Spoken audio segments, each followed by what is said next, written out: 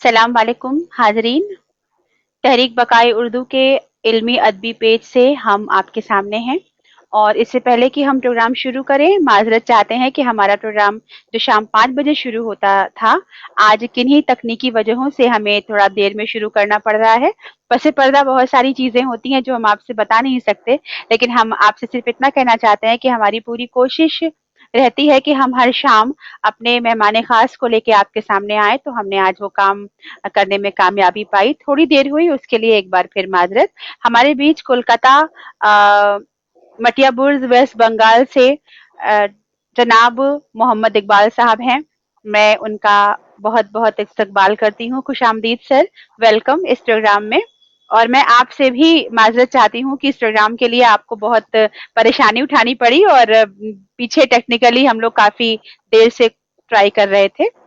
Sir, इस programme में हमारे देखने वाले हमसे जुड़ चुके हैं। चश्मा फारूकी साहिबा हैं हमारे साथ। तहरीक बकाए उर्दू की ओर से आपको इस्तकबाल कहा जा रहा है।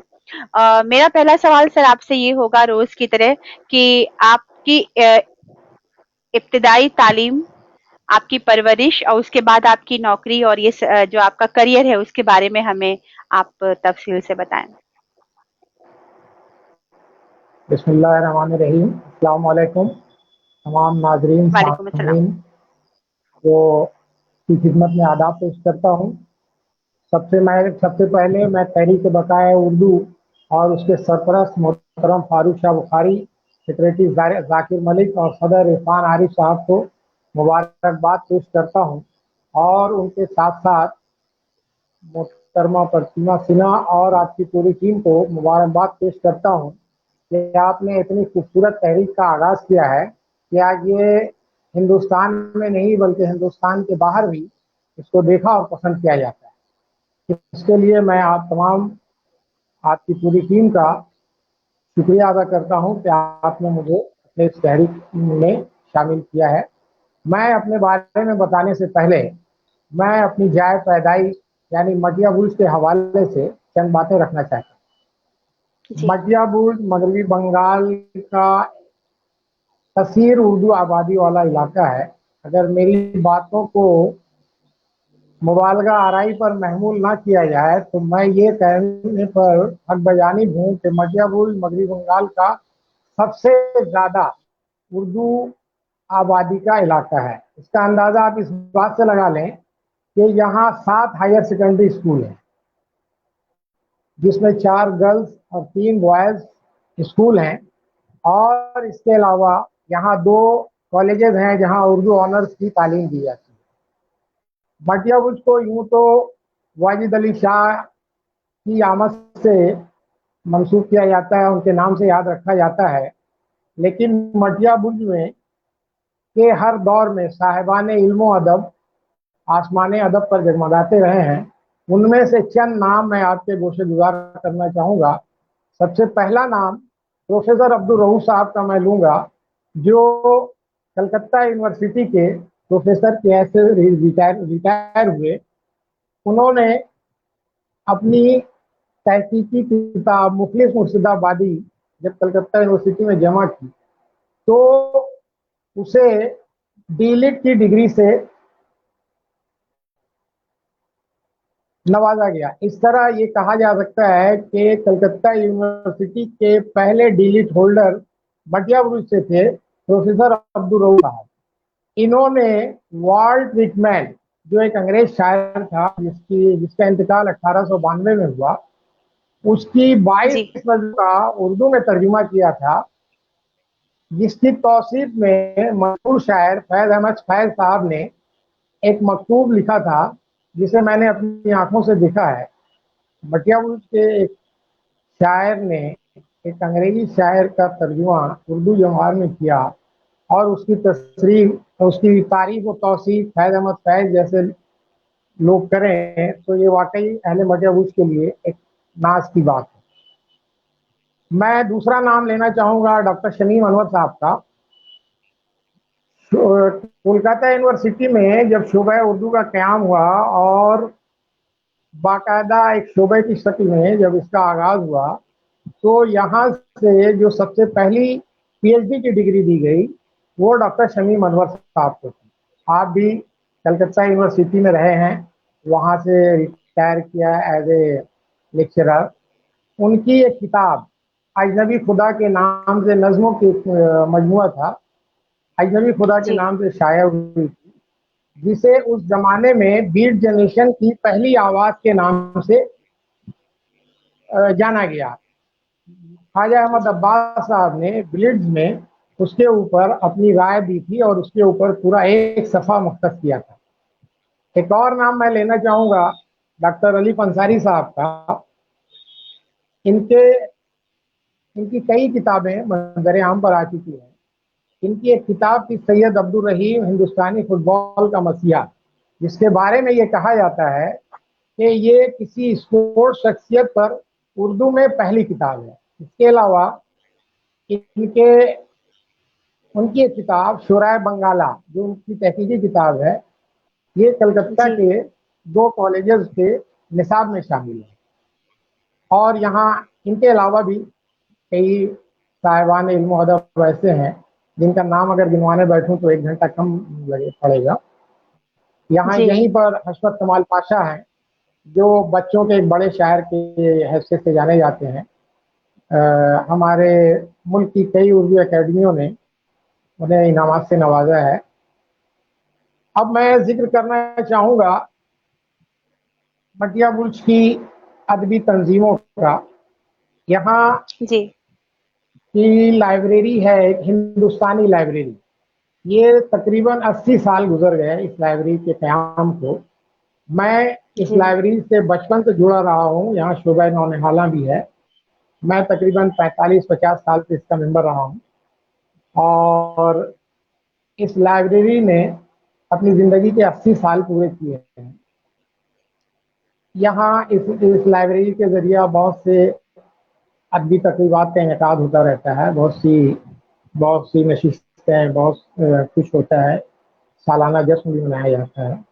इसके अलावा यहाँ कई अदबी तंजीमें हैं जो उर्दू के हवाले से नशिस्तें, शेर व अदब के हवाले से तकरीबात करती रहती हैं। उनमें कई अदारे हैं, लेकिन मैं नई रोशनी जो अमानुल्लाह सागर की सदारत में अपना काम बखूबी निभा रही है, और इसके जी अलावा बज़्म सर, उमर का नाम लेना चाहूँगा। आप खुद भी बहुत सारे इदारों से जुड़े हुए हैं, तो उनके बारे में भी मेरी हम बात जानना खत्म हो ज़रूर जाए मटिया, चाहेंगे। हाँ जी, बिल्कुल बिल्कुल, मैं जी, मटिया बुरुज के हवाले से एक बहुत अहम बात आपके से गुजार करना जी, चाहता हूँ, जी, और जो जी, सामीन है जी, शायद मेरी जी, बात जी, से जी, इत्तेफाक करेंगे कि मटिया बुरुज उर्दू अदब का गहवारा रहा है, और सिनफ़े सुखन की एक अदब की एक मतरूक सिनफ़े सुखन यानी कसीदा। हुँ, कसीदा निगारी का चलन यहाँ पिछले 80 वर्षों से चल रहा है।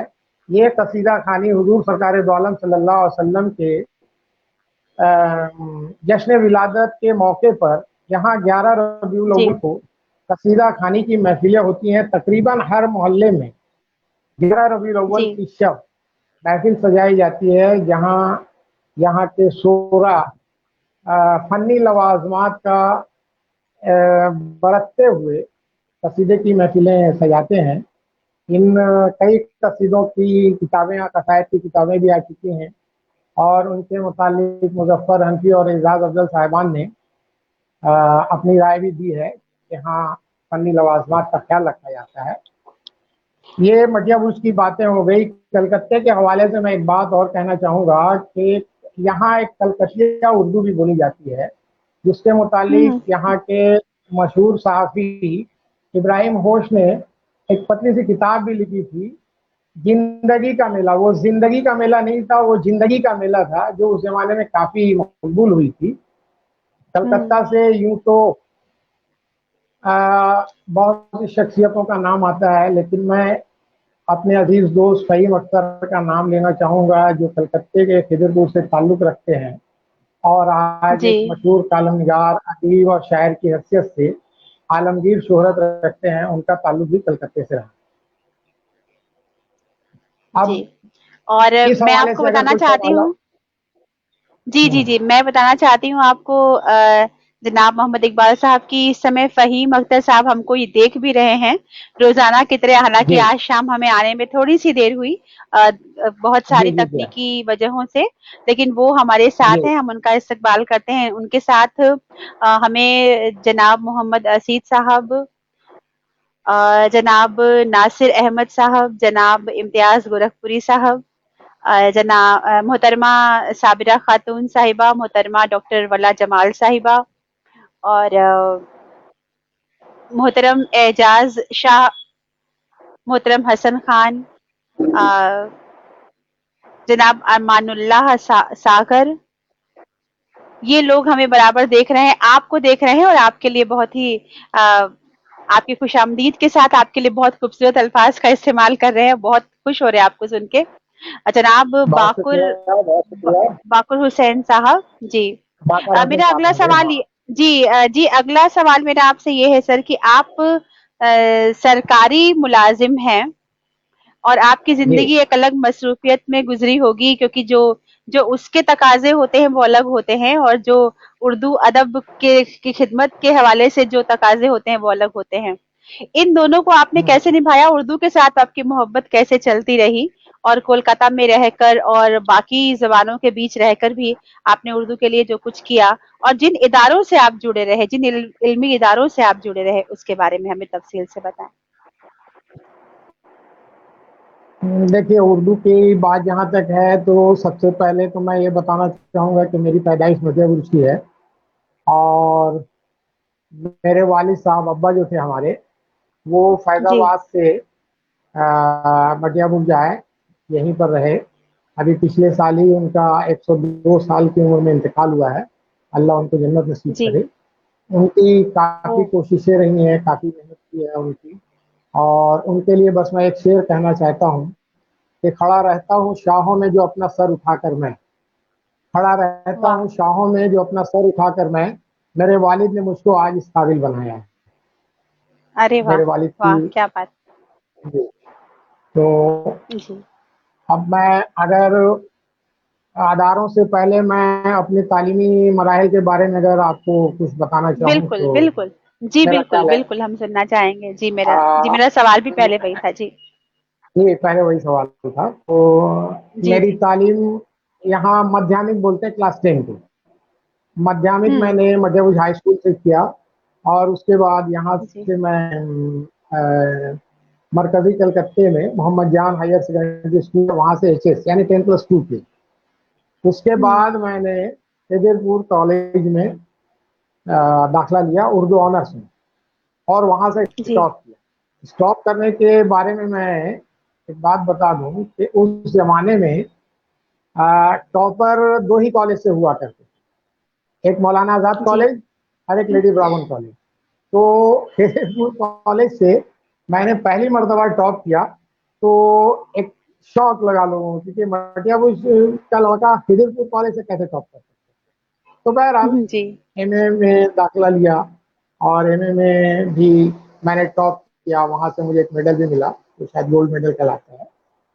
इसी दौरान आ, हमारे वहाँ पार्ट वन ऑनर्स में पार्ट वन और पार्ट टू होता है। पार्ट वन मैं पास कर चुका था, पार्ट टू का एग्जाम दे चुका था। उसी दौरान मुझे पता चला कि सिविल सर्विसेज के एग्जाम हो रहे हैं और हम एलिजिबल हैं, मैं दे सकता हूँ। तो मैंने फॉर्म फिलअप कर दिया। ये पार्ट टू का एग्जाम अभी नहीं हुआ था, पार्ट वन हो चुका था। मैंने वहां जाके मालूम किया तो पता चला कि हाँ, पार्ट वन पार्ट टू आपने एग्जाम दिया है, लेकिन अब पास ग्रेजुएट तो हो गए। तो मैंने वो एग्जाम दे दिया कंपटीशन में, और उसके बाद इधर ऑनर्स हो गया और एमए में दाखिला ले लिया। एमए में दाखिला, हम लोग का सेशन बड़ा लेट चल रहा था। मेरा सेशन था 87 टू 89, वो एग्जाम हुआ 90 में गालिबन। उस दौरान एमए भी चलता रहा, और ये 88 में मैंने सबसे पहले WBCS दिया। उसमें मेरा इंटरव्यू भी हो गया, एमए के दौरान ही इंटरव्यू हुआ, मेडिकल हुआ। इसके बाद जब मैं एमए का एग्ज़ाम ख़त्म करने के 1 माह के बाद ही मेरी ज्वाइनिंग हो गई, और मैं वो सर्विसेज में मैंने गवर्नमेंट सर्विस में आ गया। इसी दौरान मेरा चूंकि टॉपिक है जासूसी जासूसी नावल, तो मैंने मुजफ्फर अच्छा, मैं एक बात बता दूं इस यहाँ रोक करके कि हिंदुस्तानी लाइब्रेरी का बहुत बड़ा रोल रहा है मेरी तालीमी मराहल तय करने में। मैं चूंकि वहाँ शुबे नौनहला से मेंबर रहा हूँ, तो उस जमाने में जो रसायल आते थे, खिलौना, नूर, क़याम तालीम, ये पढ़ने का बड़ा शौक रहा। तो उसके बाद जब थोड़ा सा उम्र हुई, जब एमए ऑनर्स वगैरह एमए करने लगा, तो उसी दौरान मुझे जासूसी नावल पढ़ने का शौक। अब जासूसी नावल का जिन लोगों को शौक रहा है वो जानेंगे कि उसमें कितना मजा आता है। मैं आपको बताऊं कि मैंने रजाई ओढ़ करके, टॉर्च जला करके अंदर जासूसी नावल पढ़ा इब्ने सती का। ऐसे बहुत से बिल्कुल लोग सही थे बात मेरे है जी। साथियों में जो जासूसी नावल पढ़ना जानते थे, पढ़ना सॉरी पढ़ते थे। उनको वो जब तक आप शुरू करें और खत्म ना कर लें, वो तजस्सुस ऐसा क्रिएट बिल्कुल। करते थे इब्ने सती साहब के, वो जब तक आप उसको, और आप सभी सो रहे हैं घर में लेकिन आप के लिए हो।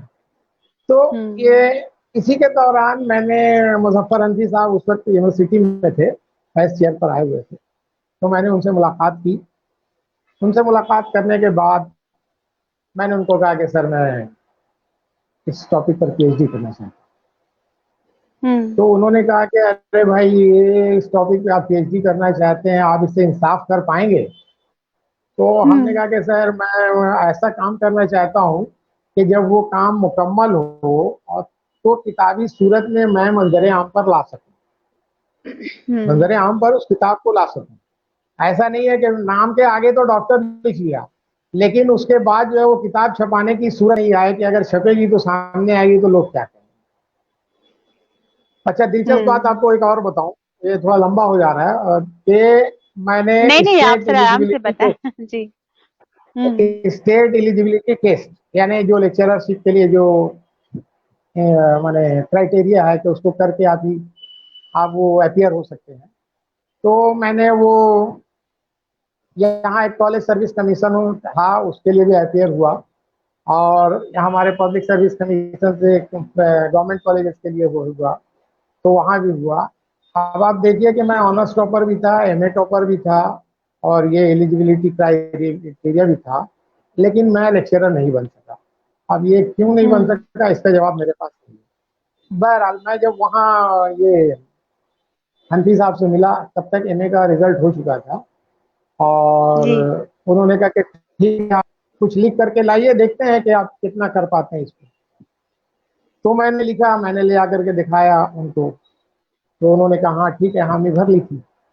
मैं जब, अच्छा, इस दौरान मेरी पोस्टिंग हो गई कलकत्ते से काफ़ी दूर एक जगह है, और वो ऐसी जगह जहाँ उर्दू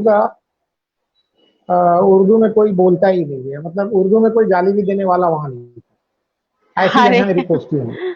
हाँ जी जी। तो ऐसा हुआ कि वहां से अब जब वो फॉर्म फिलअप किया रजिस्ट्रेशन के लिए, तो गलती से मैंने ऑफिस एड्रेस डाल दिया। उसने रिफ्यूज कर दिया कि नहीं, यहाँ से ये नहीं होगा। और वो रिफ्यूज जो किया, हम्म। तो उसके बाद मेरा इंटरेस्ट भी खत्म होता चला गया आहिस्ता आहिस्ता। लेकिन उसके बावजूद मैं उर्दू तंजीमों और उर्दू अदीबों के साथ मेरा उठना बैठना रहा है। तो हम्म। सबसे पहले तो मैंने हिंदुस्तानी लाइब्रेरी का सेक्रेटरी रहा। वहाँ अदबी प्रोग्राम, अदबी तकरीबात हर माह होते रहते थे, और 75 साल जश्न भी मनाया गया मेरे सेक्रेटरीशिप में। अभी जो नए सेक्रेटरी साहब हैं वहाँ भी, क्योंकि मेरी पोस्टिंग बाहर हो गई और हालात ऐसे हो गए कि मैं वहाँ वक्त नहीं दे पाया, तो मैंने इस्तीफा दे दिया मजबूरन, और मैं, मेरी पोस्टिंग हम्म। आज भी बाहर है, लेकिन ये कोरोना की वजह से घर पे बैठा हुआ हूँ। आप इसके घर पे। बाद मैं, हाँ मजबूरी है, सूफी जमील हम्म। अख्तर लिटरेरी सोसाइटी, इसका नाम मेरा ख्याल है मोहताज तारुफ नहीं है, तो पिछले 5 साल से इससे जुड़ा हुआ हूँ। तो इन साल कमेटी ने तय किया, मेरा इंतखाब अमल में आया एज ए सेक्रेटरी। तो मैं अभी फिलहाल हम्म। सूफी जमील अख्तर लिटरेरी सोसाइटी का सेक्रेटरी की हैसियत से हूँ। जी। और अगर कहें तो मैं इस अदारे के मुतालिक कुछ कहूँ, अगर आप बिल्कुल इजाज़त दें। बिल्कुल। जी बिल्कुल, जी बिल्कुल, ये हम लोगों के लिए खुशनसीबी होगी। जी। देखिए, जब किसी अदारे में हम मिजाज की हम आहंगी होती है तो वो अदारा तरक्की करता है। इसका सबूत ये है, हमारा अदारा सूफी जमील अख्तर लिटरेरी सोसाइटी। अब जी देखिए, इसके सरपरस्त लंदन में है फहीम अख्तर साहब, उनकी सरपरस्ती में यह अदारा फूल फल रहा है। जी। इसके वाह सदर हैं वाह। काजिम साहब, मोहम्मद काजिम साहब, वो दिल्ली में हम्म। हैं। जी नायब सदर जो हैं वो इम्तियाज भाई, इम्तियाज जी। गोरखपुरी, वो बॉम्बे में है। एक और नायब सदर क्या हैं बात। एस एम राशिद साहब। मैं सेक्रेटरी हूँ, मैं कलकत्ते में हूँ। इसके अलावा जी बाकर हसन साहब भी हैं। अच्छा, शमसुद्दीन साहब हैं। इनके अलावा आप देखिए, डॉक्टर विला जमाल असीली साहिबा हैं जो क्या बात मिस्र है। से वाह। हैं। जैनब जी जैनब सईदी साहिबा हैं। हेमन अंबरी जी साहिबा हैं। अब्दुल सलाम जी। बांग्लादेश से हैं।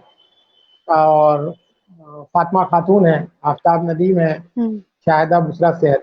ये हम लोगों के और भी बहुत से लोग हैं। ये हम लोगों की टीम है। टीम वर्क से एक टीम अदारा आगे टीम बढ़ा का है। जो आपने नाम लिया, उस टीम के नाम से ये मालूम चल जाता है कि कितना कितना मयारी है ये पूरा काम और ये इदारा, ये इस टीम से ही ये मालूम चल जाता है। जी जी।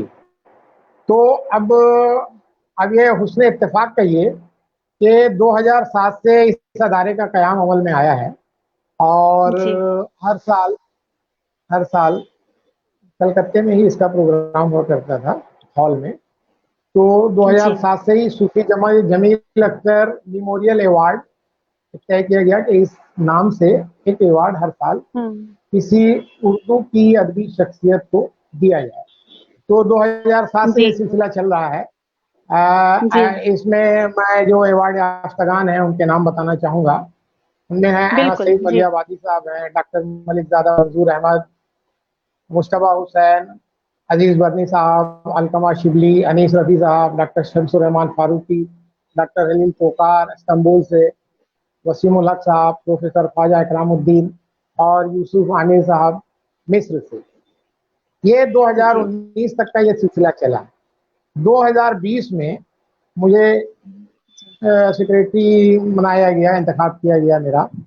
उसके बाद से जी ये सिलसिले चलते रहे। तो मेरे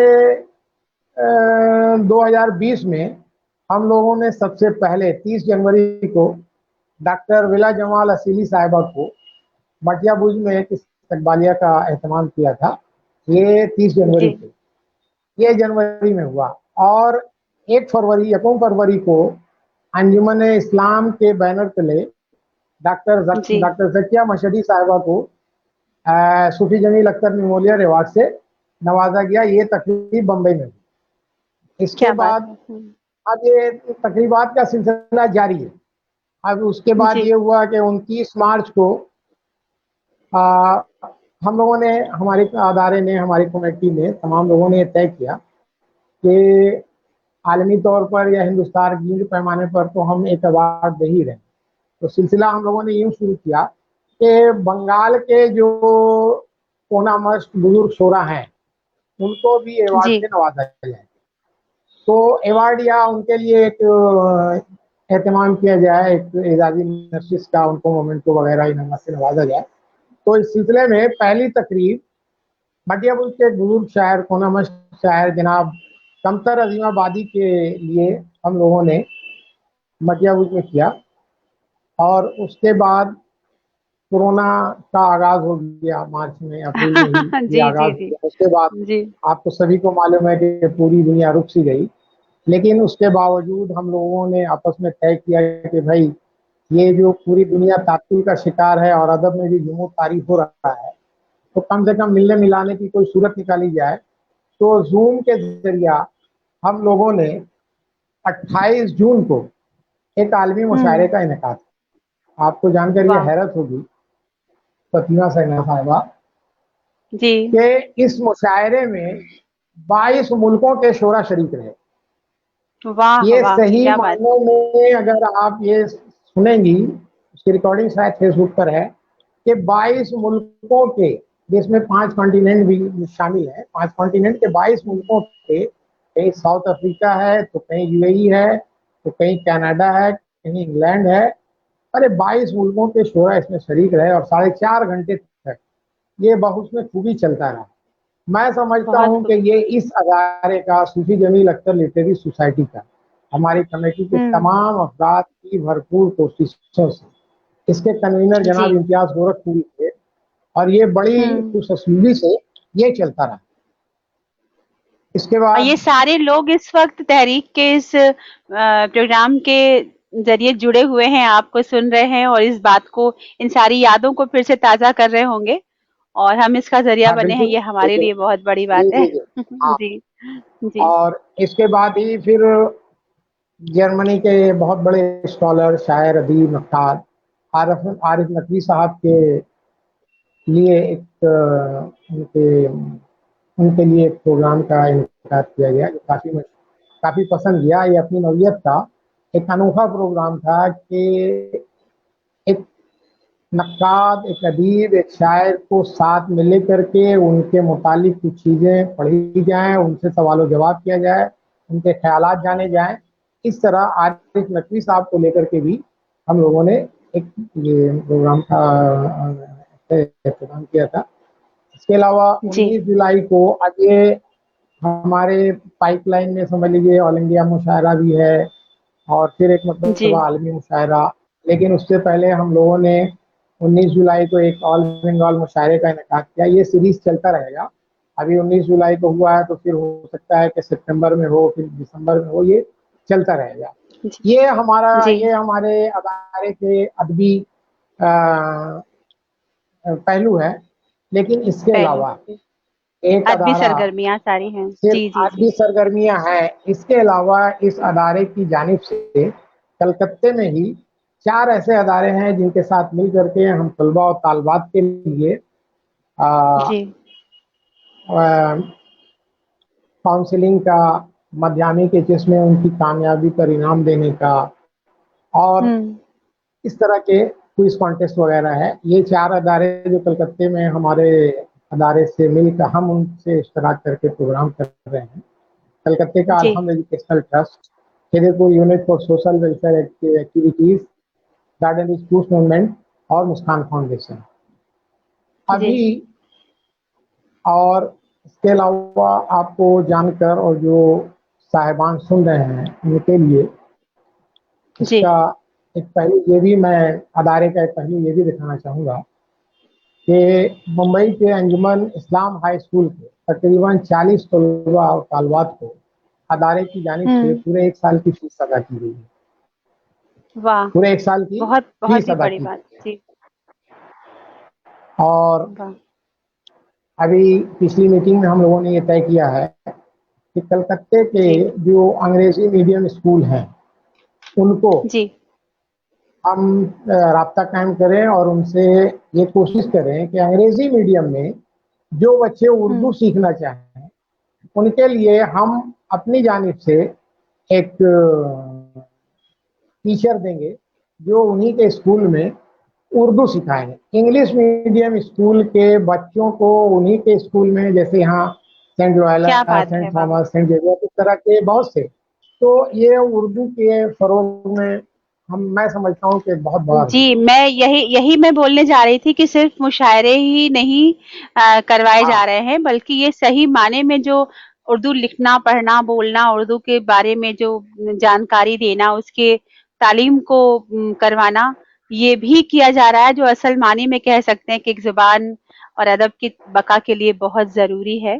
इसके लिए आप बहुत सारी शुक्रगुज़ार हम सब हैं आपके, और आप लोग तारीफ के मुस्तहिक हैं। नहीं, जी। ये देखिए, ये किसी इनफरादी तौर पर कोई मुबारकबाद का मुस्तहिक नहीं है। ये पूरी टीम और इसकी सरपरस्ती, क्योंकि फ़हीम साहब हिम्मत बना रहे हैं और हम लोग उनके साथ उनकी सरपरस्ती में आगे बढ़ रहे हैं। काजिम साहब भी हैं, इम्तियाज साहब हैं और दीगर जितने लोग हैं वो सब इनके साथ चल रहे हैं। उनकी सरपरस्ती में जी। काम हो रहा है। जी, मुझे जी। लगता है सर, मुझे ये लगता है जहाँ से मैं देख पा रही हूँ कि आज की इस तेज़ रफ़्तार दुनिया में, तेज़ रफ़्तार ज़िंदगी के साथ भागती हुई दुनिया में, अगर कोई भी अपनी ज़ुबान व अदब व तहज़ीब के लिए कुछ भी कर रहा है, वक्त निकाल पा बिल्कुल। रहा है मसरूफ जिंदगी के बीच में, तो वो मुबारकबाद का मुस्तहक है। उस और हम उसको हमें हमारा वो इंस्पिरेशन भी है। हम उससे सीख भी रहे हैं कि हमें अपने फराइज कैसे अंजाम देने चाहिए, और ये सबसे बड़ी बात है। और आपका इदारा ये काम कर रहा है, इसके लिए तहरीक बकाए उर्दू आपको शुक्रिया अदा करता है, इसलिए भी क्योंकि आप इस मुहिम में हमारे साथ हैं, इस तहरीक में हमारे जी साथ बिल्कुल। हैं।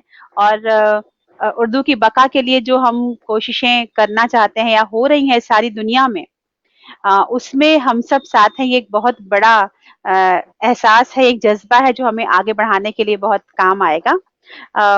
सर आप अपनी बात आगे जारी रखें। मैं बीच में कुछ बोल गई थी इमोशनल होके। नहीं नहीं, जी बोलिए बोलिए, आप बोलिए। आप बोले, आप बोले। जी। आप मेरा सवाल अगला करें, मैं उसका जवाब जी दूंगा। जी जी, मेरा अगला सवाल ये था कि आपने इतना कुछ बताया है, आप जो कुछ कर रहे हैं और जो आपने बोला कि आप टीचर भी मुहैया करवा रहे हैं इंग्लिश स्कूल्स में, जी जी। हाँ, ये बहुत बड़ी बात है। ये अ, ये आपको क्या अभी लग अभी जी, इसलिए अभी अभी अभी इस दौरान इसलिए मुमकिन नहीं है कि अभी तमाम स्कूल बंद है। स्कूल स्कूल खुलने बंद के है, जी बाद जी उन बिल्कुल, तमाम, हाँ, स्कूल बंद है सब। जी जी जी। तो स्कूल खुलने के मेरा बाद सवाल ये फिर रास्ते एक होंगे सवाल उसके बाद। मैं एक सवाल आपसे करना चाहती हूँ कि जो जिन स्कूलों में बाकायदा उर्दू पढ़ाई जाती रही है, या जिन स्कूलों में मीडियम ही उर्दू रहा हो, मदारिस जो हमारे होते हैं, वहाँ की जो जी जी। तालीम का जो मयार है, जो स्टैंडर्ड है, उससे आप कितना मुतमईन हैं आज के दौर में? देखिए, इस सवाल का जवाब मैं नहीं देना चाहूँगा, इसलिए कि मेरी बातें कुछ तल्ख़ होती हैं। हमारे ज़माने में उस्ताद उस्ताद हुआ करते थे, वो ट्यूशन का ज़माना जी नहीं था, वो हम खुद जा कर के पूछ लिया करते थे। लिहाज़ा मेरा जो जी टॉपिक है जासूसी नावल, अगर आप उस पे कुछ सवाल करें तो मैं उसपे जवाब देना चाहूँगा। वैसे ये जी बिल्कुल। है कि आपने मैं खुद भी आपने जवाब मैं जी मैं खुद भी उर्दू मेरा ज़रिया तालीम रहा है और उसी के ज़रिए मैंने जी नौकरी भी हासिल की है। उर्दू जी राब्ते की ज़बान है या बोलचाल की ज़बान है, लेकिन ये मैं समझता हूँ कि मेरी जहाँ तक मालूमात है, मगही बंगाल जी सिविल सर्विसेज में हमारे ज़माने तक ज़्यादातर लोग, वो जो भी आए जी हैं उर्दू मीडियम से आए हैं, उर्दू उनका ज़रिया तालीम रहा है। मेरे बहुत से तकरीबन जितने भी दोस्त आए हैं उनका उर्दू ज़रिया तालीम रहा है, और आज भी ऐसे लोगों की कमी नहीं है जिनकी मादरी ज़बान उर्दू है और वो सर्विसेज में आ रहे हैं। शर्त ये है कि अपने आप को लगाना, इन टाइम लगाना। मैंने ऑनर्स पार्ट 2 दे करके मुकाबला जाती इम्तिहान में उसमें शामिल हो, उसके बाद एमए में लगा। मैंने जी लगातार 88 और 89 दो मरतबा दिया, जिसको यहाँ सिविल सर्विस बोलते हैं, WBCS। तो ऐसा, और अच्छा ये भी बात नहीं है कि साहब उर्दू रख करके ही आप सिविल सर्विस कर लेंगे, ऐसा जी नहीं है। अगर ऐसा होता तो हर टॉपर या हर फर्स्ट क्लास उर्दू का तालिब इल्म वो गवर्नमेंट ऑफिसर होता है, ऐसी बात भी नहीं है। उसके लिए एक्स्ट्रा कुछ और भी चाहिए, जी। मेहनत। उसके अलावा उर्दू तो अंग्रेजी। ज़बान है, उस ज़बान में आप जितना भी हाँ। पारंगत होंगे, जितना हम्म, भी आप माहिर होंगे, आपके लिए अच्छी बात है।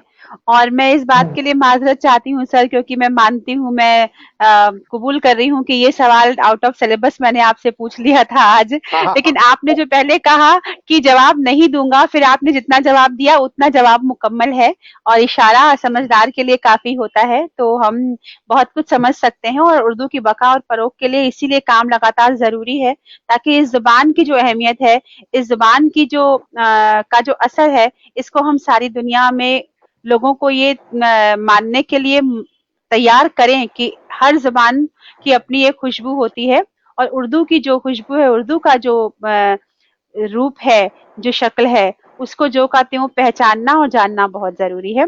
अब जासूसी नॉवेल्स की हम बात करते हैं। वैसे मुझे जहाँ तक मेरी मालूमात बहुत कम होंगी ज़ाहिर है। उर्दू की जब हम बात करते हैं तो शेरो शायरी, गज़ल, हुस्न शबाब और ये सारी बातें हम सोचते हैं। शायरी उर्दू में जासूसी नॉवेल भी लिखे गए हैं, या आपने जो भी पढ़ा या जो भी था उस बारे में, जो आपका टॉपिक ही था?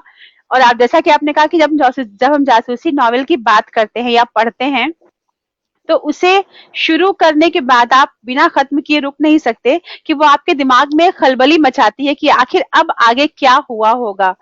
तो उर्दू जो बहुत नफीस ज़बान है, उर्दू में जो लिखा गया तख्लीक है जो उर्दू की आज तक, उसको हम ये मानते हैं कि अदब की बात है, बहुत नफीस बातें होती हैं।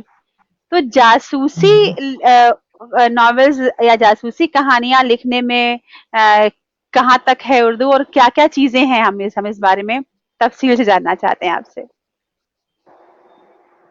देखिए, उर्दू में जासूसी नावल समझने से पहले हम्म। हमको अंग्रेजी नॉवेल्स के बारे में कुछ मालूमात होनी चाहिए। जी। अंग्रेजी नॉवेल्स में एक मुझे नॉवेल सिर्फ की किस्म शेरलॉक होती है होम्स की गॉथिक। बात का नाम पता है।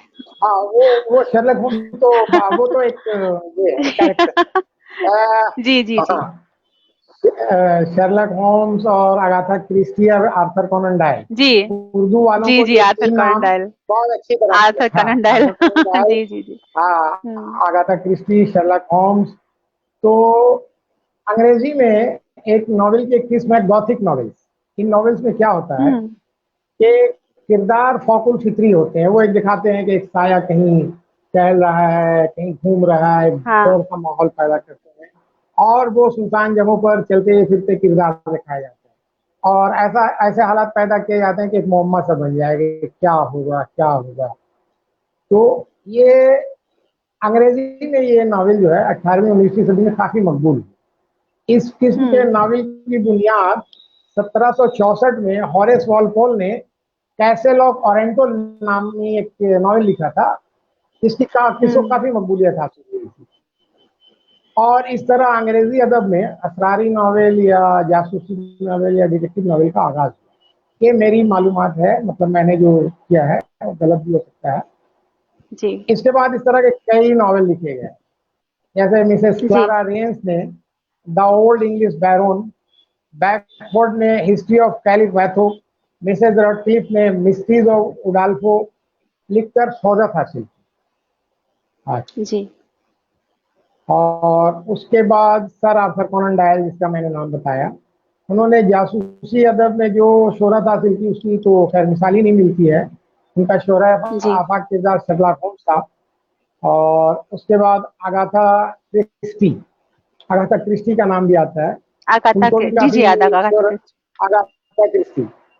इसके हुँ, अलावा उसी दौर के, उस अहद के कई नॉवल निगार सामने आते हैं, जिसमें Edgar Wells, GS Fletcher, Richard Henry ऐसे हैं जिनको जासूसी नावल लिखने में काफी शोहरत मिली। अंग्रेजी हुँ, नावलों से मुतासिर होकर उर्दू में जासूसी नावल निगारों को अपनी जानिब मुतवज्जा किया। चुनांचे हुँ, 1940 के आसपास, तकरीबन 1940 का ज़माना है कि वो हुँ, जासूसी नावल निगारी का आगाज़ होता है। ये हुँ, तब आज़ाद नावल नहीं थे, माने इनकी अपनी ज़हनी इख्तिरा नहीं थी। ये अंग्रेज़ी नावल से उर्दू में तर्जुमा करते हुए चले आ रहे थे। इनमें कई हुँ, नाम आते हैं। इसमें किशन चंद, तस्लीम दहलवी, अख्तर राम सर, मेरे पास 16-18 नाम है, मैं चाहे 2-4 नाम गिनवा रहा हूँ। जी, बाबू राम लुभाया और परवाना सहारनपुरी, परची सिंह मुंशी, अब्दुल हफीज नईमी, उमर हयात खान, रहीम दहलवी, हकीम लारे। ये वो नावल जी। निगार थे जिन्होंने अंग्रेजी से उर्दू में तर्जुमा किया। और उसके ओके। बाद एक बहुत अहम नाम आता है तीरथ राम फिरोजपुरी का। तीरथ हुँ, राम फिरोजपुरी को कहा जाता है कि ये उर्दू के पहले जासूसी नावल निगार हैं, लेकिन जहां तक मेरी अच्छा। मालूमात है उन्होंने तबाजात कोई नावल नहीं लिखा है। हुँ, तीरथ राम फिरोजपुरी साहब ने तबाजात कोई नावल नहीं लिखा है। इनके तमाम नावल जो है अंग्रेजी मुसन्निफिन के तर्जुमे थे। ये उनका तर्जुमा हुआ करता था। जिन राइटर्स के उन्होंने तर्जुमे किए हैं उनमें Jim Barnett, GS Fletcher, Richard Henry, Bruce Prime वगैरह हैं। इनकी किताबें 1944 से मंजर आम पर आना शुरू हुई। इन्होंने तकरीबन 60-65 किताबें की। इसके बाद एक और दौर चला था वो बैराम सीरीज लिखने का। बैराम सीरीज लिखने वालों में सबसे बड़ा नाम था नदीम साहबाई साहब का। जी, इस सीरीज में उन्होंने तकरीबन 20-22 नावल लिखे। मुंशी ज़हूरुल हसन, मैकस सिद्दीकी, उसके बाद मसूद जावेद साहब ने भी बहुत से नावल लिखे। 50 की दहाई में जासूसी नावल लिखने वालों का एक लंबी लाइन नजर आती है। जिन्होंने अपने उसलूब और तर्ज निगारिश की बुनियाद पर मुतरज्जिम की हैसियत से अपनी जगह बनाए। उनमें खान महबूब तरजी, असर बलरामी, शिफात महमूद फारूकी, इसके अलावा वीरेंद्र सिंह, अकरम इलाहाबादी, नरेंद्र शर्मा, आबिद बहानवी, मोहम्मद असलम भट्टी, ये थे। ये लोग 50 की दहाई में इन्होंने अपना अपना ये शुरू किया। इसके बाद इनमें एक और आम है, आप एक अहम नाम शामिल कर सकती हैं, मुजफ्फर हनफी साहब। मुजफ्फर हनफी साहब हम्म। ने के 1955 में पुरस्कार कत्ल के नाम से the case of the rolling bonus the case of the rolling bonus का उर्दू तर्जुमा किया था। और उनका दूसरा नावल कार्टर डिक्सन के लिखे हुए द रीडर इज वांट का हूबहू तर्जुमा नहीं किया था, बल्कि उसको हिंदुस्तानी लवो लहजा अता किया था और इसके किरदार भी पूरी तरह हिंदुस्तानी थे। हानी साहब ने हम्म। शर्लॉक होम्स हिंदुस्तान के उन्वान से पेश किया था, वो जो रीडर इज वार्ड। इसके बाद ये 50 हम्म। की दहाई खत्म होती है, इसी में इब्न सफ़ी का नाम भी आता है। मैं उनके बारे में अलग से बात करना चाहूँगा। अब ये जी मेरा बिल्कुल। ख्याल है कि वो 50-60 की दहाई से बहुत से नाम आते हैं, मैं उन नामों को छोड़ रहा हूँ।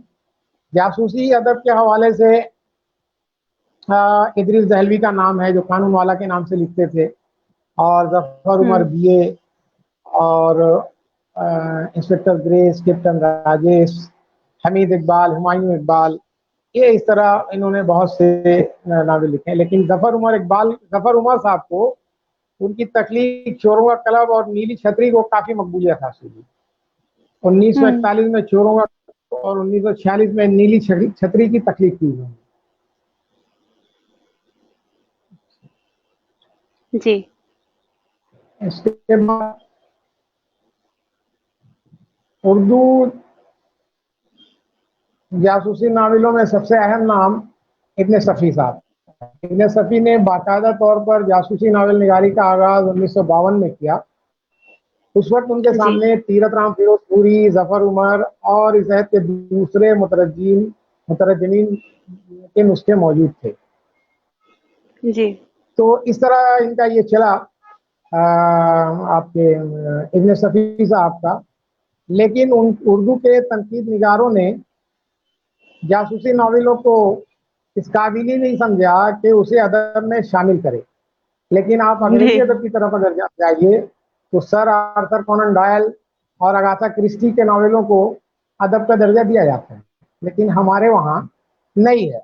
अभी 2018-20 में 2018 से 20 में कलकत्ता यूनिवर्सिटी का जो सिलेबस चेंज हुआ है, उसमें उर्दू नावल का आगाज और इर्तका, इसमें हम्म। एक जगह पर जिक्र आया है कि माशरती और फनी तगयुरात, इस्लाही, रूमानी, समाजी, सवानही, तारीखी, सिर्री, यानी जासूसी नावल का जायजा, ये आप जायजा लेने की जी। बात की गई है। लेकिन किसी नावल को टेक्स्ट को शामिल नहीं किया गया है कि हाँ इसका भी जायजा लिया जाए। उसमें सिर्फ उमराव जान अदा, गौदान और आग का दरिया है। हम्म। अब इसके बाद देखिए कि जासूसी नावलों के मुतालिक कहा जाता है कि इनका कोई मकसद नहीं होता है, बिला मकसद हम्म। कोई मकसद हम्म। नहीं है। जासूसी नावल बस पढ़िए और खत्म कर दीजिए। हम्म। लेकिन जब हम इब्न सफ़ी के नावलों को देखते हैं, खास तौर से मैं इब्न सफ़ी के बारे में कहूँगा, जी। तो हमें ये एहसास होता है कि उन्होंने अपने तमाम नावलों में कोई ना कोई मकसद जरूर छुपा रखा है, जिसका अंदाजा ज़ी-शऊर कारी ही कर सकता है। अखलाकियात की तदरीस की है उन्होंने। हवा की बेटी को उरिया करने के बजाय एहराम और तकदीस की चादर में उसके सरापे को लपेटा है। हम्म। उनके एक नावल का एक इक़्तिबास देखिए कि हमीद ने नाचते नाचते अपनी हमरस को इस तरह बाजुओं में उठा लिया कि उसके पैर फर्श से तकरीबन 1 फीट ऊंचे रह गए, लेकिन वो हंसती रही। कमाल है, सायरा ने सोचा, क्या बेहयाई है।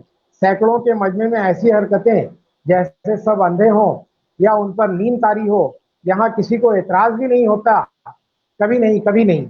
ऐसी बेहयाई से हरगिज ना उससे हरगिज ना सरदर्द हो सकेगी। उसके दादा बहुत बड़े आलिम दीन थे। लोग क्या कहेंगे, ये मौलवी मोहम्मद दीन मरहूम की पोती है, नंगे खानदान खुदा महफूज रखे। ये सातवां जजीरा से उनका एक इक़्तिबास है, जिसमें वो एक लड़की को उरियानियत से महफूज रखने के बारे में बता रहे हैं। दूसरा एक देखिए, लो इसी बात पर सफदरजंग ने अपना ही गिलास उसकी तरफ बढ़ा दिया, शुक्रिया, आप जानते हैं कि मैं पीता नहीं, पीनी पड़ेगी। सफदरजंग आंखें निकाल कर घुराया, सब पी रहे हैं, आपकी सेक्रेटरी कहाँ पी रही है? तो मुझे औरत से भी कमतर समझकर बख्श दीजिए, वरना मेरे दादा मौलवी फजल अली जन्नत मकानी ख्वाब में डंडे लेकर दौड़े चले आएंगे।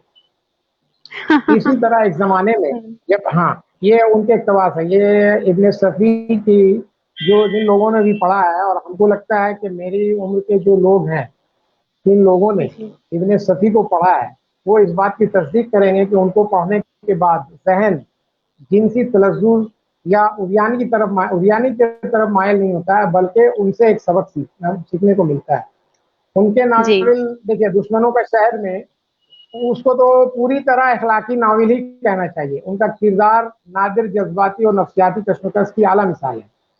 नादिर जैसा नंगे इंसानियत जो कत्ल को बच्चों का खेल समझता था, एक वाइज के मुंह से ये प्यारे और अजमत आफरीन अल्फाज सुनकर मशहूर होता चला गया। ये कोटेशन है उनके एक नावल का नाम है दुश्मनों का शहर, कोटेशन है कि, और जब वो फाते की हैसियत से मक्के में दाखिल हुए, तो उन्होंने उन लोगों से इंतकाम नहीं लिया जो उन पर ओझलियां फेंकते थे, उनकी राह में कांटे बिछाते थे, उन पर पत्थर फेंकते थे। उन तमाम लोगों के लिए खुली हुई माफी थी जिन्होंने उन्हें हिजरत पर मजबूर किया। इसके बाद एक और नावल है देव मत वाले, इसका एक इक़्तिबास देखिए, जहाँ एक मुजरिम की जबान से उन्होंने आदमियत की अजमत का तस्करा किया है। हरगिज नहीं, कुबड़े ने कहा, अगर वो कमीना है तो हम भी क्यों अपनी सत्ता से गिर जाएं, आदमियत बड़ी चीज है। देखिए, ये जुमला है इब्ने सफ़ी का के, आदमियत बड़ी चीज है डार्लिंग, अगर ये जाया हुई तो फिर आदमी को कंगाली समझो। ये एक मुजरिम की जबान से ये इब्ने सफ़ी एक दर्स दे रहे हैं अपने कारी को। क्या आज बात की है। फिल्मों के बारे में हम जो देखते हैं या जो सुनते हैं, आज से तकरीबन ये नावल उनका मूछ मुड़ने वाली जो 1954 में छपी थी, आज से तकरीबन समझ लीजिए कि 50-60 साल पहले, उसमें उस जमाने की फिल्मों के हवाले से आज के पस मंजर में देखिए तो लगता है कि ये आज का कोई राइटर लिख रहा है। उनके मूछ मुड़ने वाली 1954 लिखते हैं कि फिल्मों से तो उसकी तबीयत ही उचाट हो गई थी। वही घिसे पिटे प्लॉट, वही पुरानी रीरी, एक लड़का और लड़की जिनका एक दूसरे पर आशिक होकर शादी के लिए उधार खाना जरूरी, लड़का या लड़की की नाराजगी बहक, एक अदद विलेन की खरमस्तियां, एक बेहंगम से और चौगत किस्म के कॉमेडियन की मौजूदगी, उस पर से गजलों और गीतों के रद्दे, विलादत और रहलत पर हीरोइन की गजलें जो अमूमन सियाह लिबास और ग्लिसरीन के साथ होती हैं, और साथ की छुरी से कम नहीं, देखो तो देखो वरना टिकट के दामों समेत जहन्नम में जाओ। ये उस जमाने की फिल्मों का और आज की फिल्मों का मुआवजा कीजिए तो कोई तब्दीली हमको नजर नहीं आती है। इस हवाले से कोई सवाल करें? जी, मेरा एक सवाल, तो आपने जब बीच में बोला कि जासूसी नॉवेल को उर्दू अदब में शुमार नहीं किया गया है, कि अदब से जुड़ी हुई चीज नहीं है, जबकि आप जो पढ़ रहे हैं जो भी चीजें वो अच्छी खासी सुनने लायक हैं, समझने लायक हैं, अच्छी हैं, इन पे बातचीत की जा सकती है। तो मेरे मेरे बातचीत जहन नहीं, यही में तो मेरे जहन में, मेरे ख्याल में था कि मैं इसी पे रिसर्च करूंगा। अब मुझे इसका इल्म जी नहीं है कि जी हिंदुस्तान की किसी यूनिवर्सिटी में इस टॉपिक पर रिसर्च हुआ है या नहीं। अब जी पता नहीं बिल्कुल। रिटायरमेंट के बाद एज परमिशन मिलेगा, अगर नहीं भी मिला और तंदुरुस्ती रही जी तो मैं इस टॉपिक पे जरूर कोई ना कोई किताब निकालने की कोशिश करूंगा। जी, मेरा सवाल तो शायद यही है, अब उसका जवाब पता नहीं मिले कि ना मिले, कि फिर इसको अदब में ये शुमार क्यों नहीं किया गया? जी, शायद इसका आप इसका रिसर्च करें जवाब तो उसके है, बाद फिर। नहीं, इसका जवाब तो वो मुफ्तियाने अदब, मैं उन्हें मुफ्तियाने अदब कहता हूँ, नक्कादे अदब, जो बड़ी बड़ी जी जो उस टीम में बैठे हुए हैं वो इसका इस पे रिसर्च करें। मैं अपनी बात हम्म। मुजफ्फर हनफी साहब के एक कोटेशन पे खत्म करूंगा। मैं दो चार कोटेशन इतने सफी से और दे देता हूँ। उसके बाद मेरा ख्याल है कि मेरा टाइमिंग जो है शायद अब 1 घंटे तो शायद हो जी ही बस, गए हाँ, अभी कुछ कुछ मिनट्स हैं हमारे पास, कुछ मिनट हैं अभी, 5-7 मिनट तो है हमारे पास मैं सर जी। अच्छा तो 5-7 मिनट हैं तो मैं और अ, हमने अपनी ओर से भी देर की थी, इसलिए हमें ऐसा कुछ नहीं है, आपके पास टाइम तो है हाँ अभी जी। हाँ देखिए इब्ने सफवी ने जहाँ वक्त गुजारी का एक बेहतरीन बेहतरीन जरिया बनाया है नॉवेल को, जासूसी नॉवेल जी। को, लेकिन बातों बातों में वो उर्दू शेर व अदब के मुतालिक भी अपने ख्यालात का इजहार कर जाते हैं। और ये वो जी। तमाम बातें हैं जो जासूसी नॉवेलों में है। उन्होंने अलग से कहीं किया है कि नहीं मुझे इसका इल्म नहीं है, हाँ। लेकिन ये डेढ़ मत वाले का इकतबास है। उनका एक नॉवेल है डेढ़ मत वाले, उनसे जी। इकतबास है। देखिए सुनिए, यार पता नहीं क्यों ऐसा मालूम होता है जैसे जैसे तुम सब किसी एक ही उस्ताद से गजल कहलवा लाए हो। देखिए ये आज हम्म। के दौर की भी अक्कासी मेरा ख्याल है कि शायद हो रही होगी। जी बिल्कुल। रिसालों में पढ़ता बिल्कुल हूँ, बिल्कुल। सबों का एक ही रंग नजर आता है। खुदा भला करे फैज साहब का कि उन्होंने अपनी फिर कोई अपने बाद फिर कोई ओरिजिनल शायर पैदा ही नहीं होने दिया। सिर्फ दो तीन इस भीड़ से अलग मालूम होते हैं, जैसे हम्म। जमीलुद्दीन आली और जाफर ताहिर वगैरह। ये हम्म। कोट है उनका, कोटेशन है। फिर एक और जी। कोटेशन है उसी का डेढ़ मत वाले का। फिर वो खुद ही गाने लगा जो उसकी एक रुमानी नज्म, अजब जवानी थी अपनी भी प्यारे, नहीं भूलने के वो काफिर नजारे। फिर नज्म अधूरी छोड़कर बोला, ऐसी हसीन नज्में लिखी हैं उस जालिम ने कि बाज़ औकात वर्dsworth को भी झुकाई दे गया है। वाह क्या नज्म है, आवाज की सीढ़ियां, मगर आज अक्ल दानिश के पत्थर चबा रहा है। ये जोश के मुतालिक इतने सफी की राय है जो डेढ़ मत वाले नॉवेल में आया है। क्या बात है। ये है। और इसका मतलब कि अगर हम जासूसी नॉवेल समझ के इन किताबों को नहीं पढ़ेंगे, तो हम इन सब चीजों से भी महरूम रह जाएंगे, इन चीजों को जानने और सुनने से भी। और इनका जी मंजरे जी आम जी पर आना, इन पर रिसर्च होना बहुत जरूरी है। इनको भाई अभी तक हुआ सामने कि नहीं लाना इसके बहुत बारे में जरूरी तो आप बता सकती हैं। इसके बारे में है जी। तो आप ही बता सकती हैं। अब जरा देखिए इब्ने सफी के यहाँ तंज का पहलू बहुत कड़वा और लतीफ है। उनका कलम हर जी। मैदान में बहुत आगे है। शोलों का नाच में एक मुकाम पर यूं गोया हुए हैं, तुम खुद सोचो क्या इसके बाद गोबर शाही ताकत से टकरा सकेगी। तो हो तुम गोबर शाही पर अभी तक हंस रही हो। जो मैं जमहूरियत को गोबर शाही कहता हूँ क्योंकि तेवर इसके भी शाहाना होते हैं, लेकिन चूंकि हुकूमत करने वाले बआसानी बेचे और खरीदे जा सकते हैं।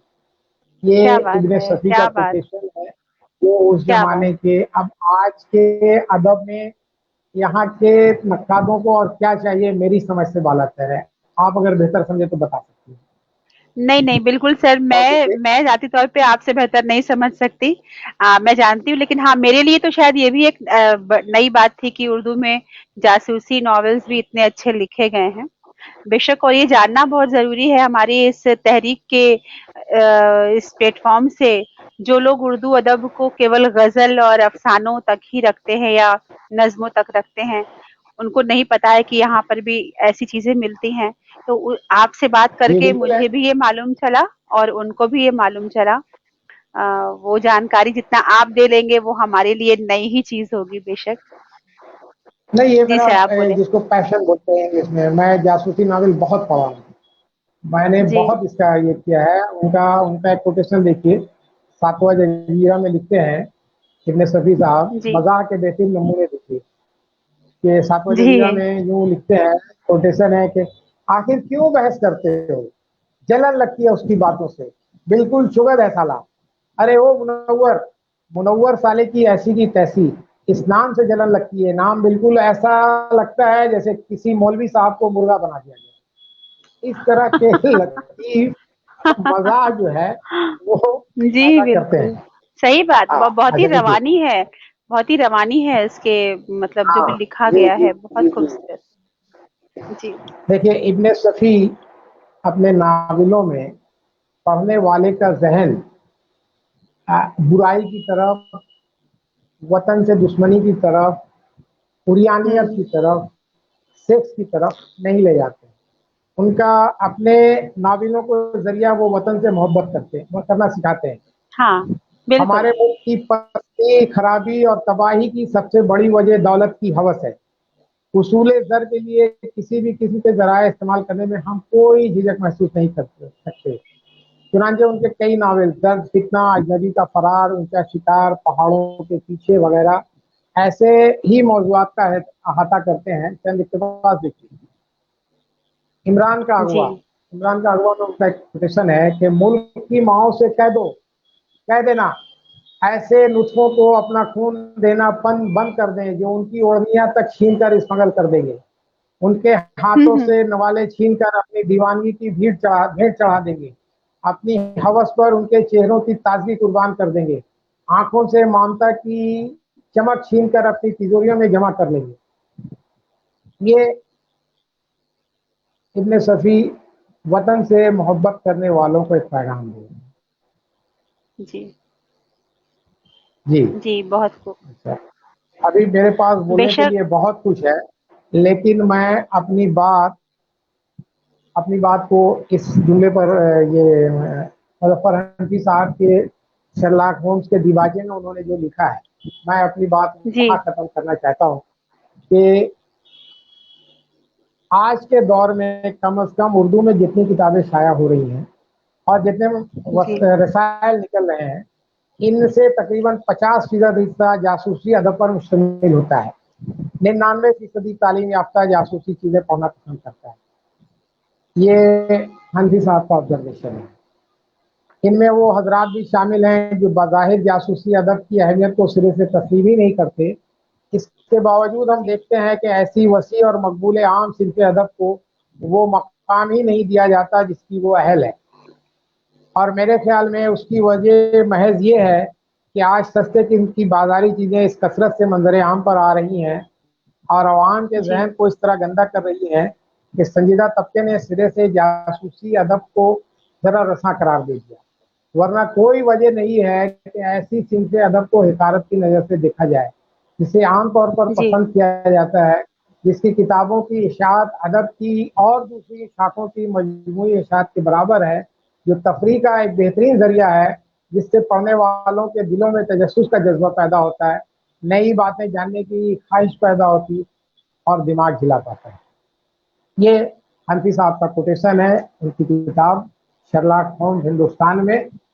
इसके बाद देखिए, कहने के लिए मेरे पास बहुत कुछ है लेकिन वक्त की कमी है और मैं ये जो आपका लिंक वगैरह जो था इससे बहुत डिस्टर्ब हो गया, बहुत सी बातें रह जी। गई। जी। बहरहाल जी, उसके लिए आपका जी, उसके लिए बहुत हम बहुत शुक्रिया। माज़रत जी। उसके लिए हम हम्म, माजरत चाहेंगे सर। हम लोग बार बार जब ऑनलाइन प्रोग्राम करते हैं तो एक बात हम जरूर जहन में रखते हैं और कहना भी पड़ती है हमको कि सब कुछ हमारे जी। इख्तियार में होता है, बस ये नेटवर्क हमारे हाँ, बिल्कुल इख्तियार में नहीं बिल्कुल होता। एकदम। और टेक्निक्स जब होता है कि आप कलकत्ता में, कोई जम्मू कश्मीर में, कोई दिल्ली में, तीन जी जगह जी जी बैठ जी। के जब तीन तीन लोग एक नेटवर्क पकड़ने की कोशिश कर रहे हैं तो ये कोई हाँ जासूसी हाँ कहानी ही महसूस होती है हमें कि सब महसूस एक करते दूसरे का पीछा कर रहे हैं और कोई किसी को पकड़ एकदम नहीं कर पा रहे रहा थे। है। जी जी जी जी। और मुझे मुझे याद आया कि मैं भी जब कम उम्र थी और पढ़ने का मुझे बेहद शौक था और मुझे ये नहीं मालूम था कि कौन सी किताब पढ़नी है, कौन सी नॉवेल का इंतखाब करना सही होगा, तो मैंने भी कुछ जासूसी नॉवेल्स पढ़ी थी और हिंदी में सुरेंद्र मोहन पाठक की नॉवेल्स हाँ हाँ, सुरेंद्र बहुत महान है। मकबूल। हाँ, जी, तो उनको सारे पढ़ते, मैं पढ़ती थी कभी-कभी उनको। और दिमाग हिलाने वाला पूरा जो कहते हैं ना कॉन्सेप्ट, हाँ हाँ कहानी का होना, प्लॉट हाँ, होना, सच है। किसने किसको मारा, एक कातिल के पीछे पूरी पूरी नॉवेल जी हम जी पीछे जी। चलते थे। लेकिन आपने बहुत सही कहा कि एक तो उससे कि नॉवेल आपकी इतना ब्रेन स्टॉर्मिंग करती, दिमाग को इतना हिलाती है कि दिमाग आपका शार्प हो जाता है।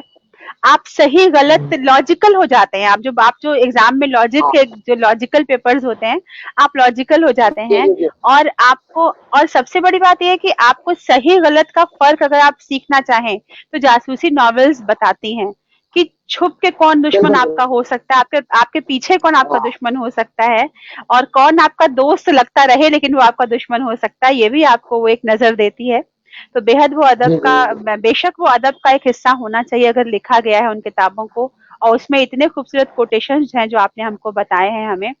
मैं आपको बताऊं सर, बस एक मैं जरूर बोलना चाहूंगी, हमारे साथ मोहतरमा फातिमा खातून साहिबा हैं, जनाब जावेद किरमानी साहब हैं, जनाब मोहम्मद शाहिद अहमद आसवी साहब हैं, जनाब खुर्शीद हयात साहब हैं, जनाब फहीम अख्तर साहब जुड़े हुए हैं हमसे शुरू से ही, जनाब सलीम मोहिउद्दीन हैं, जनाब मुस्तर इफ्तिखारी हैं, जनाब कमरुद्दीन कमर साहब हैं, जनाब यासिन कुरैशी साहब हैं, जनाब एम ए सलाम हामिद साहब हैं, जनाब वसीम अनवर साहब हैं, बहुत से लोग हैं, किसी का नाम अगर मैं छूट छूट जाए मुझसे, जनाब तफसीर अंसारी साहब हैं, जनाब मोहम्मद सलीम साहब हैं, किसी का नाम छूट गया हो तो मैं दिल से मुआफी चाहती हूँ, लेकिन आप सबका बहुत बहुत शुक्रिया। हमारा मेरी प्रोग्राम जानिब से भी थोड़ा हम सा, तमाम साहिबान का शुक्रिया अदा करते हैं। जी और मैं जी आपका शुक्रिया अदा करना चाहूँगा आपकी तहरीक का, कि भाई मैं ना प्रोफेसर ना लेक्चरर ना मेरे साथ कोई किताब है, ना मैं शायर हूँ ना अदीब हूँ, उसके बावजूद आपने मुझे इस काबिल समझा, यहाँ बुलाया, मेरी बातें सुनी, और उन तमाम सामीन का, नाजरीन का भी शुक्रगुजार हूँ जिन्होंने मेरी बातों को सुना। नहीं, आप मैं तमाम कहना का चाहती हूँ, शुक्रिया। मैं तहरीक की जानिब से एक बात कहना चाहती हूँ, मोहतरम डॉक्टर मोहम्मद इकबाल साहब, कि आपने जो अदब का जो चेहरा यहाँ पे आज दिखाया, जो हिस्सा आज आपने यहाँ पे हमारे सामने नुमाया किया, रोशन किया, वो शायद और दिनों में हम इसको नहीं सुनते थे, तो हमारे लिए ये जानना भी बहुत जरूरी था जो आपने बोला। और आप अगर ये कह रहे हैं कि आप अदीब नहीं है, शायर नहीं है, तो हम आपसे कहना चाहते हैं कि जो इंसान अपनी जुबान के लिए बेदार है, अपनी जुबान की बका और फरोग के लिए बेदार है, लगातार कोशा है, उससे बड़ा अदीब हमारे लिए कोई हो नहीं सकता। इसलिए तहरीक के प्रोग्राम को खत्म करने के पहले हम आपसे एक पैगाम लेना चाहते हैं, नई नस्ल के लिए, नई जनरेशन के लिए अपनी जुबान से प्यार करना और उर्दू के फरोग के लिए कुछ करना। अगर आपको कोई पैगाम देना हो इसके मुतालिक, तो आप हमें वो पैगाम दें, हमारे सुनने वालों को दे वो। देखिए, उर्दू के लिए कुछ करना या कुछ नहीं करना ये अपनी बात है, पहले हम उर्दू सीखें तो सही। जो जी लोग बिल्कुल। उर्दू से दूर भाग रहे हैं उनको सिखाना है, और अपने लोगों को सिखाना है। मैं आपको बताऊं कि मैं जिस माहौल में मुलाजमत कर रहा हूँ, वहाँ मैं जिस डिपार्टमेंट में हूँ, वहाँ कोई ना कोई अदीब शायर ज्यादातर लोग हैं, वो उर्दू गजलें सुनते हैं और हमसे माने पूछते हैं कि इकबाल मैं बांग्ला बोलने था, इकबाल एटा बोलो तो इसके माने बताओ। अब जैसे उन्होंने पूछा कि जी कुदरत के क्या माने, इस तरह अभी भी मैं घर पे हूँ, फोन करके पूछते हैं। तो असल ये है कि गैर उर्दू दां को आप उर्दू सिखाएं, जो गैर उर्दू दां हैं अपनों को तो आप Urdu night colleges night school करके सिखा ही रहे, लेकिन जिस तरह हमारा अदारा इंग्लिश मीडियम स्कूल में अपने तरफ से टीचर दे करके उर्दू सिखाने की कोशिश कर रहा है, हमारे बहुत से जी कॉलेज और हमारे जो दोस्त अहबाब हैं वो भी बोलते हैं कि भाई वो फला जो है ये उर्दू का ये माने पूछ रहा है, इसका क्या माने। तो एक्चुअल उर्दू की तरवीज जो है वो गैर जबान में, जो गैर जबान के अदीब व शायर हैं उनको भी करें। और उर्दू के बारे में मुझे एक कोटेशन याद आया, वो नकवी साहब ने, हम लोगों जी ने जो उनका वो इंटरव्यू किया था, तो उन्होंने कहा था कि उर्दू एक जबान नहीं है, उर्दू एक खुशबू है, खुशबू फैलाइए। उर्दू को जी उन्होंने खुशबू से तस्वीर दी थी, तो उर्दू एक खुशबू है, इस खुशबू को आप चारों तरफ फैलाइए। तो उर्दू को फैलाने के लिए यकीनन हम लोग जो कुछ कर रहे हैं कर पा रहे हैं, इंडिविजुअली तौर पर भी, इज्तिमाई तौर पर भी। और तमाम तलबा और तालबात से ये गुजारिश है कि उर्दू के तलफ़ुज़ को, उर्दू को अच्छी तरह पढ़ें। और आपके जो अहबाब हैं जो उर्दू नहीं जानते, उनको उर्दू ज़रूर। जी, बहुत ही खूबसूरत बात और बहुत ही ज़रूरी बात कही है मोहतरम मोहम्मद इकबाल साहब ने। हम अपने सभी नाज़रीन का बहुत-बहुत शुक्रिया अदा करते हैं तहरीक बक़ाए उर्दू के इस प्लेटफ़ॉर्म से, जो हमको लगातार सुनते रहे, बावजूद इसके कि आज हम थोड़ा देर से अपना प्रोग्राम शुरू कर पाए, कुछ टेक्निकल प्रॉब्लम्स थी। लेकिन प्रॉब्लम यानी कि परेशानियों के बीच भी जो हमारे साथ खड़े होते हैं, दरअसल सच्चे दोस्त हमारे, सच्चे खैरख्वाह वही होते हैं। तो आप सबका बहुत बहुत शुक्रिया हमारे साथ बने रहने के लिए और हमारे प्रोग्राम का इंतजार करने के लिए और हमारे साथ जुड़ने के लिए।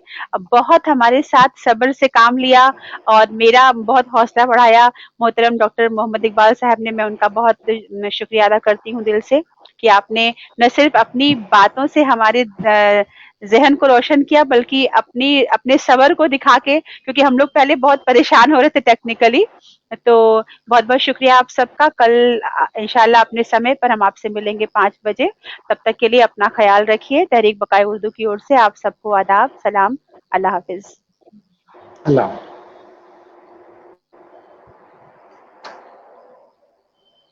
यही